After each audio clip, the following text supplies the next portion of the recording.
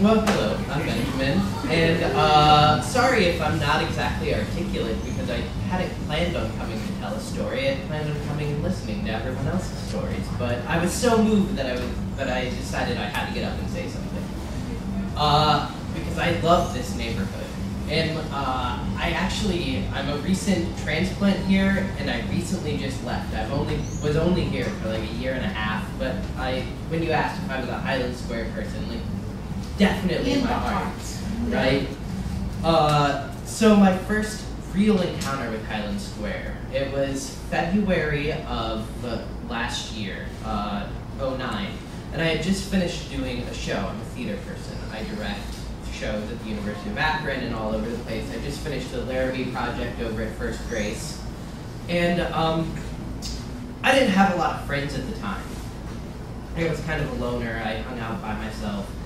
And, you know, one of the people in the cast of that show, was Dog Sees God, reached out and was like, hey, you want to hang out? So he invites me over to his house. And it's over on North Rose Boulevard. I'm sure you guys are all familiar with over there.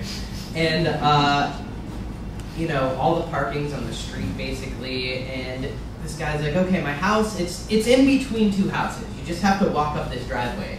So I spent probably about, I've probably spent about an hour walking up and down the road going, which driveway is it? Just walking up random driveways trying to figure out where this house was. And finally he comes out, and it's actually a house that is up a driveway so that it's attached to the house that's actually in the street behind it. I don't understand how this works. It used to be like, I don't know, the servants' quarters to this beautiful mansion that's on the other side of the road.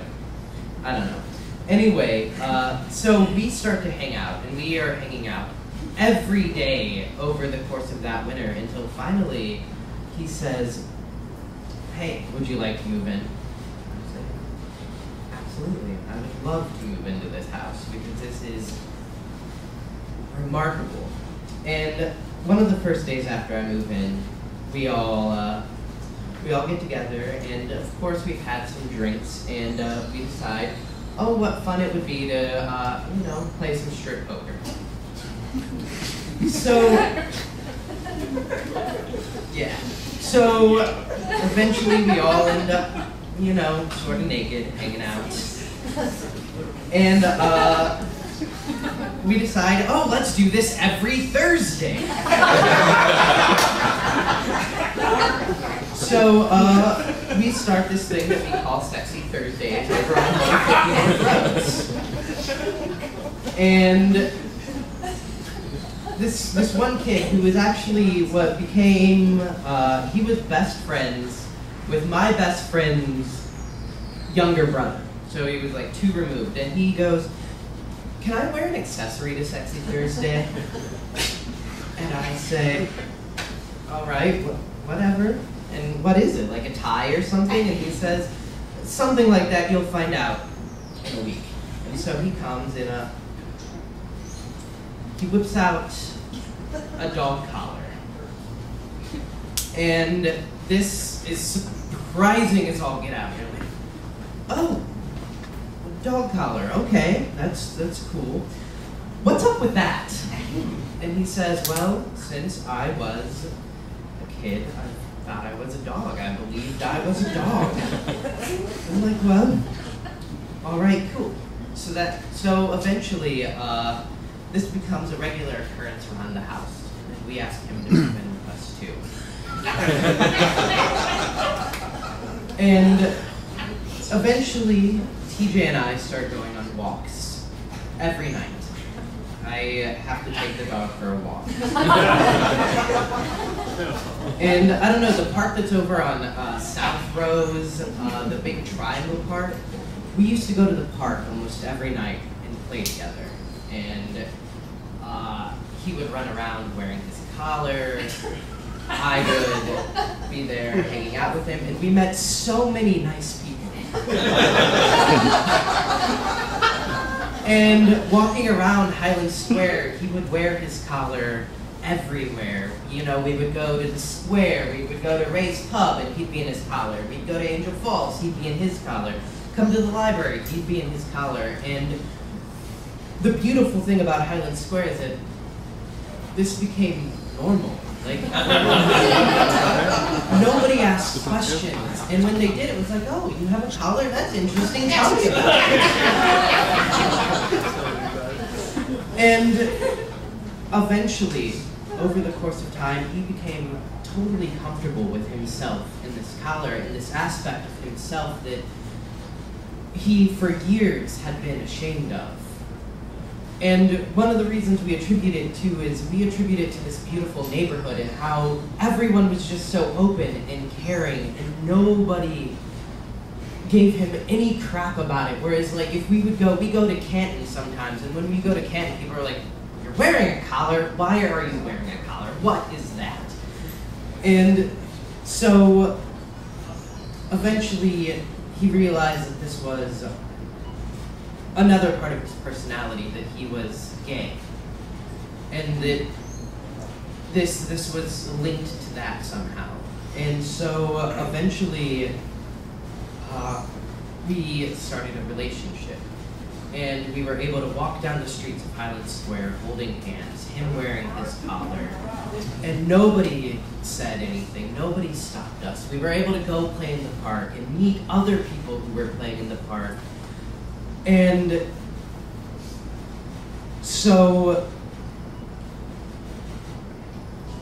we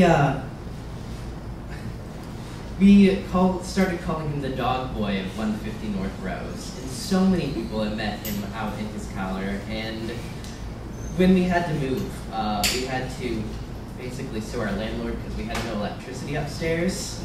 But it was heartbreaking, and we both sat and cried and tried to figure out any way that we could stay in this area, but we had to move in with some friends in the falls where we're not as comfortable walking around and being ourselves. And the wonderful conclusion to this story is that Monday night, he asked me to marry him.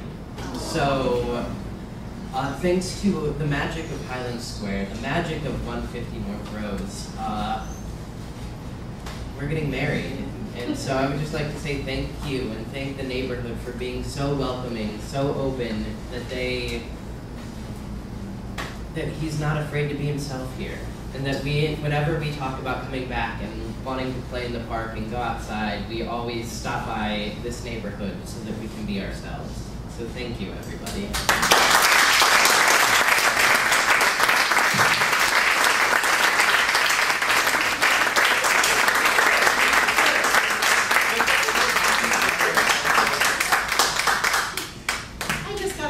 To a wedding. David, do you have something to tell us? David was assigned the task of selecting, isn't that a hard thing to do? Yeah. So selecting one person to win when they are all winners and they did such a fabulous job. Rosemary knows I didn't want to be called a judge. I didn't know. want it to be called a contest, and I didn't want my selection to be called the winner. So I said I would pick my favorite. Yeah, that's what it's going to be. But they were all really good, and what I liked about it was how much they reflected the personal history of, like Sharon's story, personal history, how it becomes part of the story of the neighborhood, and Peggy's story about the institutions that you would never call them institutions, but that's what they become because of the way they collect the spirit of the neighborhood, and the way that Bill's Bill's and Tyler's story reflect the experience of coming here and becoming part of the community, and of course the Nelson Brothers story of the great theater and Wallace, I'm sorry. And the story of the theater, and how important it is to preserve that history the way that it So all of the stories together really is what made this happen. But if I had to pick my favorite and the one that really kind of sparked my interest and surprised me the most, it's got to be Benjamin's story of Dog Boy.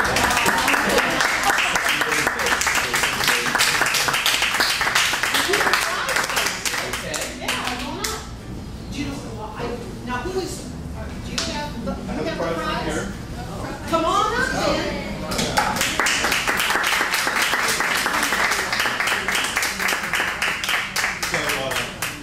But what Ben has gotten for being the favorite story today is his own episode of Life and Lyrics on 91.3. You pick 5 songs out of your life, tell what they mean to you, and they do a radio show and broadcast on the radio. Awesome.